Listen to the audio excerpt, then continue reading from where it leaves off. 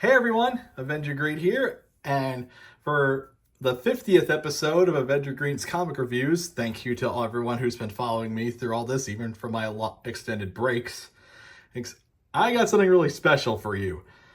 This is without a doubt what I consider to be one of the best comics on the shelf right now, and I say that with no hyperbole. No, this isn't like a clickbait title or anything, it's my genuine thoughts. And that is The Ultimates, being written by Dennis Camp, drawn by Juan Frigeri, and colored by Federico Blee. If this is obviously the book, one of the main books from the new Ultimate Universe that, or it started with Ultimate Invasion from last year. I'll leave some links to my own videos about that in in the video description. But basically, long and short story, an evil old supervillain called the Maker basically went to a new Marvel universe and messed with the timeline so that the Age of Heroes never really started. And then now his council of evil people, like superheroes, supervillains, they basically control the world, playing with the lives of millions. It's just to subjugate them and for their own nefarious purposes. It's all claimed to be for the greater good, but come on, it's a council formed by an evil version of Reed Richards. You know they're not doing this for the greater good. The Ultimates is basically the fourth book following Ultimate Spider-Man, Ultimate Black Panther, and Ultimate X-Men, and all of those books are good, but The Ultimates is just in a league of its own. I'll tell you why I think this book is good with a short rundown of each of the issues. Issue 1 is basically takes place after the aftermath of Ultimate Invasion and the Ultimate Universe one-shot from last year. Basically, the Iron Lad, a teenage version of Tony Stark, has assembled a team of superhumans, and which includes this universe's version of Doctor Doom, who's actually a tortured Reed Richards, he was tortured by the Maker. Captain America, finally found in Frozen in Ice. Ice, a new version of Thor, who was imprisoned by Loki and then stabbed by Captain Britain, so he's injured a bit. And Sith, who is Thor's jailer and is begrudgingly along for the ride. Issue 1 was all about establishing the Ultimates, as they basically try to become this universe's version of the Avengers. And at first, Tony and Doom, they try to basically try to science their way to creating an entire network of superheroes, sending a catalyst of various people in this universe who would be heroes in the regular Marvel universe. Said using time travel to send them back 6 months, trying to create an army of superheroes overnight. But as it turns out, that's actually kind of a bad idea. Most of the people end up doing, as the book describes, suicide by superpower. Because it turns out when you give a random person living in a fascist dictatorship world a box of containing seer-powered gear, you're only the most pure and actually worthy of those heroes will actually stand up to it. Of course, Spider-Man. And though, as we see in other Ultimate books, there are heroes who are coming into their own without Tony and Doom's intervention. So yeah, with Ultimates 1.0 failing, they decided to go to 2.0, which is basically just going to individual heroes and recruiting them on their own time, talking to them face to face. And the first ones we see in issue 1 are two of my personal favorites. It's from the classic universe. There's Janet Van Dyne, who is known as the Wasp, and Hank Pym. And if you know anything about me, I am probably one of the biggest Hank Pym fans out there. I love the guy. His tenure leading the Mighty Avengers was the run that got me into reading comics in the first place. So yeah, it's great to see a new version of Hank Pym in this reality. And yeah, it's obvious from the get-go they've lived different lives. They're exterminators now instead of a scientist or a fashion mogul. And hell, we even learned that in this version of Hank, he's not really a genius because he suffered a brain injury. And of course, we later learn that was manufactured by the Maker. The Ultimates come and try to get them to recruit them, but as it turns out, one of the things Tony included in the box, along with their superpowers, are detailed histories from their main timeline, which, yeah, if you know Hank's history, to say it's controversial is an understatement, and between the infamous slap and, of course, being the creator of Ultron, And so naturally, this new version of Hank, he saw that and he didn't want to end up doing any of that. He didn't want to end up hurting Jan or messing things up. And unfortunately for him, one of the council leaders, there's Captain Britain, who's French in this reality, he ends up attacking with an army of soldiers and fucking trolls.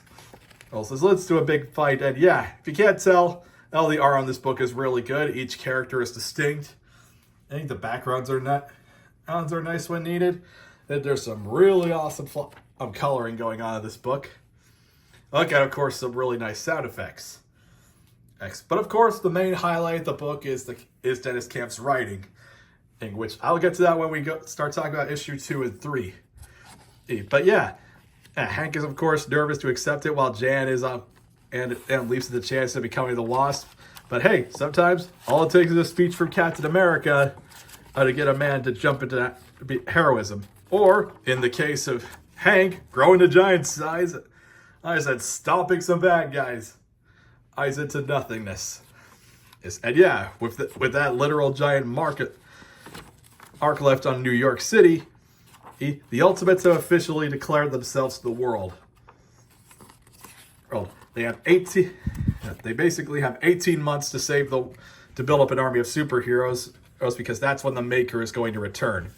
So yeah, issue 1 basically serves as the setup, and issues 2 and 3 only like they like just make this book so much more better. It was issue 1 already set up a really good foundation, and issues 2 and 3, it ran with it. And yeah, one thing I actually like about this comic series is that each issue feels distinct. We have a different focus character or a different situation. It's a different self-contained story, but it all feeds into a grander narrative, as opposed to like what's usual, which basically every issue is part of a 6-part serialized story. Which yeah, this is a 6-part story arc, but again, each issue feels unique.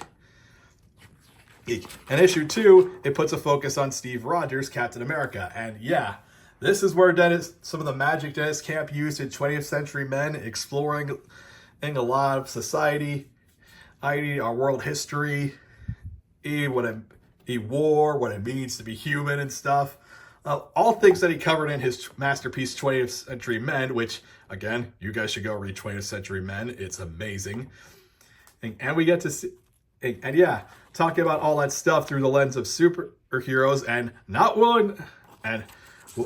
shying away from some of the darker implications and some of the dark parts of reality. Issue 1 is all is on the Ultimates basically trying to break into the White House to save the superhuman that they have trapped there, that's being exploited and used as a power source for most of America, or the North American Union, as it's called in this reality, since countries don't really exist in the Ultimate Universe. The United States of America was dissolved in 1963. And Midas, he basically goes on and on saying how he loves the real spirit of America, which is exploitation and greed, taking everything for your own. Oh, he's a modern day pirate, just like the Founding Fathers were. Or the Founding Fathers who owned slaves and that kind of stuff, which, yeah, you don't often see people talking about some of the darker stuff the Founding Fathers did. And interspliced with the big action scene happening in the present day, we see Steve going through the history of the world, learning about what happened, and which includes the devastating way World War II ended, the assassination of President Kennedy, the fall of the Berlin Wall, which, yeah, if you remember Ultimate Invasion, is probably one of those big events that the council basically had, and messing with the lives of millions of people in order to keep the population basically afraid and compliant. And hell, we even see that people like the Punisher, who was less of a justice-seeking vigilante and more just an outright serial killer based on the context clues. We saw stuff like Obadiah Stane ending the Kree Skrull War via assassination, and the Stark Legacy of Bombs, and of course, similar to what happens in real life, the Punisher's iconography being stolen by a bunch of jackbooted thugs. So yeah, Midas, this goes on and on about how he represents the true America, all the greed and stuff. And it puts the Ultimates in a bit of a conundrum, because if they take the superhuman prisoner they got out of the White House, that's going to cause a lot of problems.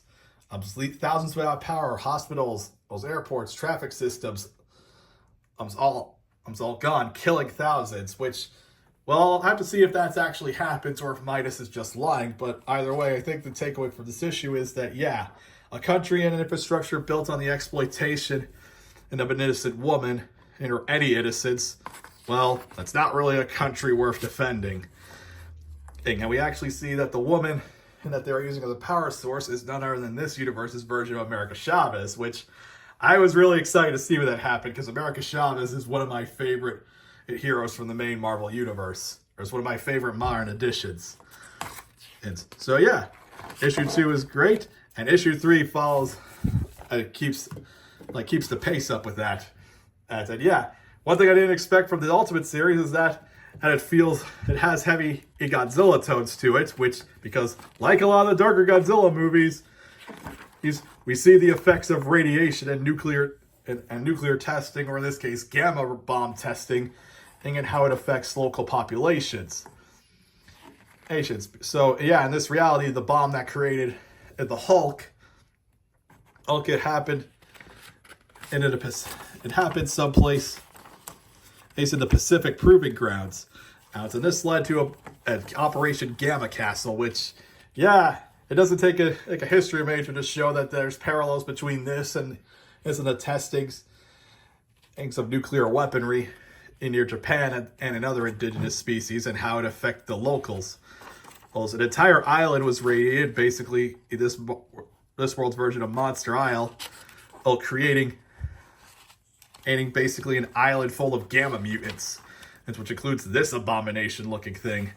Though, as we learned later in this issue, this thing is actually an infant, and they just turn into this thing whenever they have a tantrum. This issue 3 actually builds up a sense of dread and also tragedy from these reports. Basically, these 2 pages are basically really effective at giving how the researchers kind of were trying to actually figure out what kind of hell they created.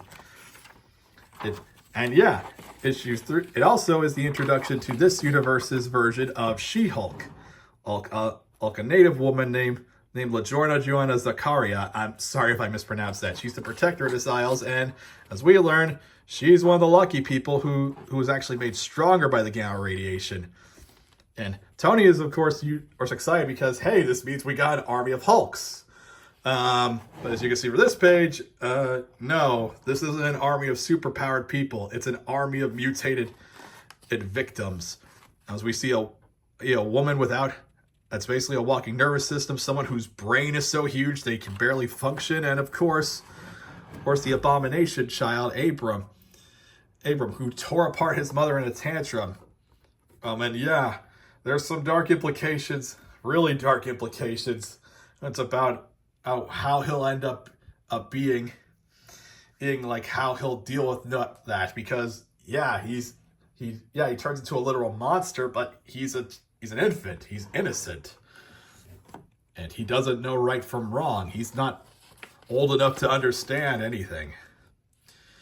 And She-Hulk, obviously, he doesn't want to get her people to suffer anymore, or to get them involved in a war.